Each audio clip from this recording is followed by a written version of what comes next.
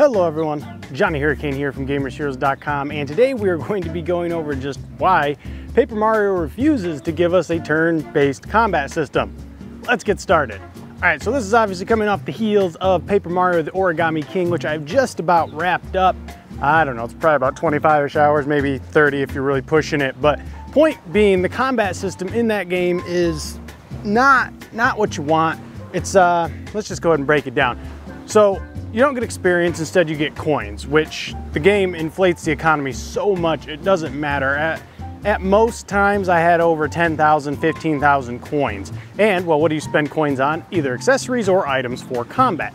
Without experience, you are not incentivized to fight those battles. There are battles, of course, you have to fight to progress with the story, but the optional battles, you can just skip right over, which is kind of the big, part of the game, combat. All right, so why does this happen? Couple things. First off,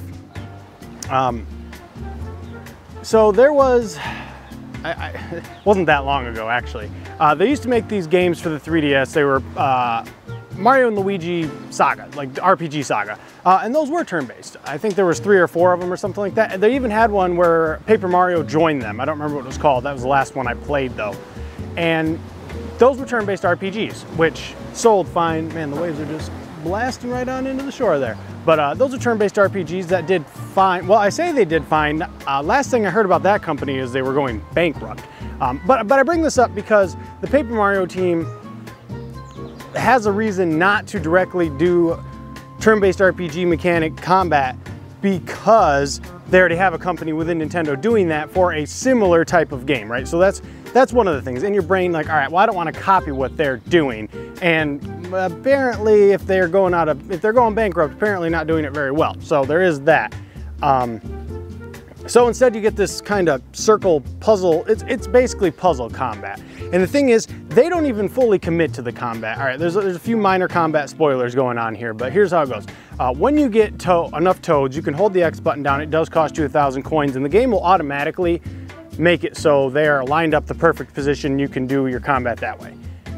Okay, that costs money. So of course, you're not gonna be able to do that every time. However, I don't know, maybe 12-ish hours into the game, you get this accessory that you can equip. Or it's not even an accessory, it's a thing in your options that you can have on that basically puts red circles on the ground and says, this is where you need to position them for the best attacks.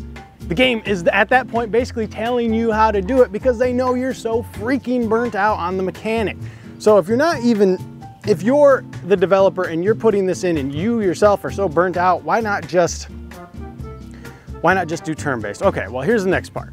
I read a story a couple of years ago, a little background on me. I've been planning to travel. Actually, I plan to travel this year. I plan to travel to China this year, but obviously COVID and all that business. But so I was doing research, and I don't want to be that ignorant American over in different countries that's just like, oh, well, look at me, I'm a stupid tourist. I do, the research to figure out stupid stuff not to do, you know what I mean? And I was looking up some stuff in Japan, and I came across the story of this young woman who was over there on business with a few of her colleagues. And she was at a cafe getting some tea. This is gonna be relevant. I know it seems like I'm going off on a tangent, but it is gonna be relevant.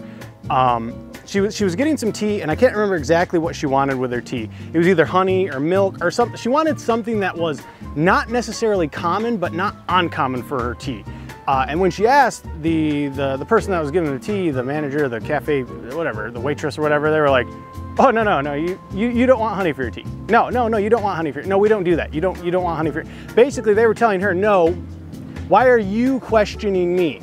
That is what you ordered, this is what you're having. And this is something that happens, it's not just in Japan, it's all over the world. It's old school Japan, it's that mentality of like, no, I made it, I tell you what you want. And it is very prevalent in the video game industry, especially in Japan. And I told you the tea story because that is what the director had recently come out and said, basically like, I don't want to make a turn-based RPG. I know it's what you guys want, but I don't want to do that. So instead I'm going to do Super Paper Mario was, I don't even remember. I think that was actually more not even turn-based. I think that was just action-based. But then you got Sticker Star where it was like, okay, dude, what are you doing? Then Color Splash where it was like, bro, really? And now we're at the third one where it's like, dude, just freaking give us turn-based combat, because that's what it is. After you figure the puzzle out, after you rotate it and set all the enemies up, the combat's fine. It's just how it should be. It's that freaking shifting the circle thing around, just so, and If it was easy, it wouldn't be a problem, but it's not even complicated. It's just so mentally draining, and you have to do it so consistently. You just don't want to do it anymore. This game is on the cusp of greatness. It is a good game. It would have been great if it had turn-based RPG. Now, you can do turn-based in a different way, and it can still work. I look at Final Fantasy VII Remake. I know it's not exactly apples to apples here, but they redid the combat system, and guess what? No one really complained about it. I'm sure some people did, but no one was really outraged by the combat system. You can do a turn-based system that works and is fun without making it annoying and at times stupid, quite frankly. I do want to talk about the boss battles real quick, because those ones, I liked those ones. Basically in that, instead of you rotating the circle to get the enemies in line, basically there's the boss in the middle, and then you have to spin the circle and run your way up to him and hit him. There are a couple of boss mechanics that are super annoying, like one of the bosses, if you don't kill it a specific way, it regens all its HP. That is never a good idea, but for the most part, the boss mechanics work well. So if you'd have that traditional turn-based RPG where you just smack people with hammer and boots, that would be fine. And then you do the boss battles where it's a more spinny thing, it would be great. But no, instead you have to worry about all these silly basic encounters that you're just gonna end up skipping. Everyone just ends up skipping. Here's another thing, they let you become invisible to actually avoid enemies. This is what I'm saying, the game is not even confident in its own combat system. It wants you to avoid it because, here's the thing, Nintendo, coins are not an incentive for me anymore. All right, I remember playing Luigi's Mansion and I was like, I don't need these. Booze and coins aren't an incentive. Experience points are the incentive.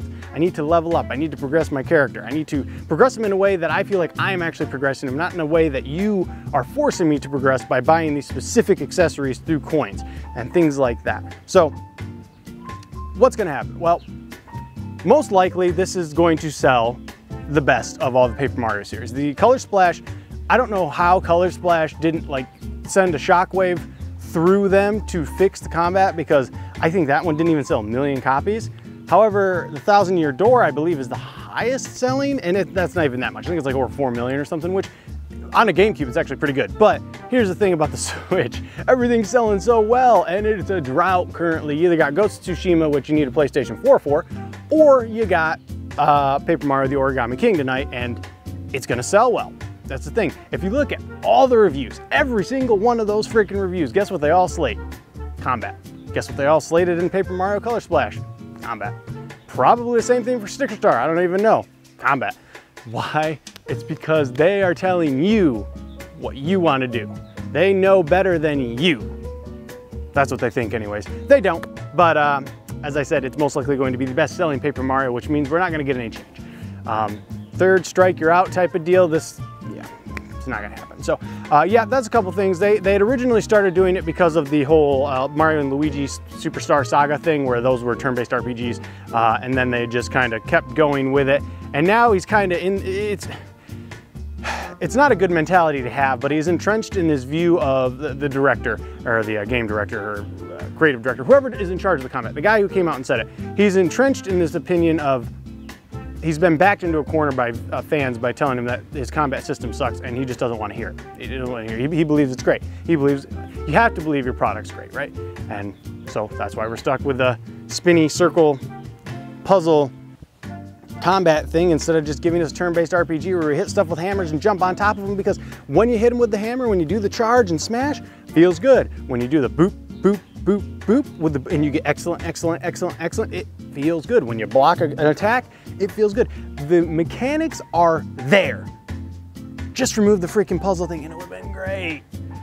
But instead we have a good game that is now probably, unless, look, I know there's a lot of delays coming, a lot of stuff's been going bad, but unless a bunch of good stuff gets delayed, it could have been a Game of the Year contender, it probably won't be now.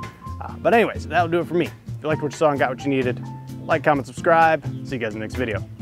Later, Gators.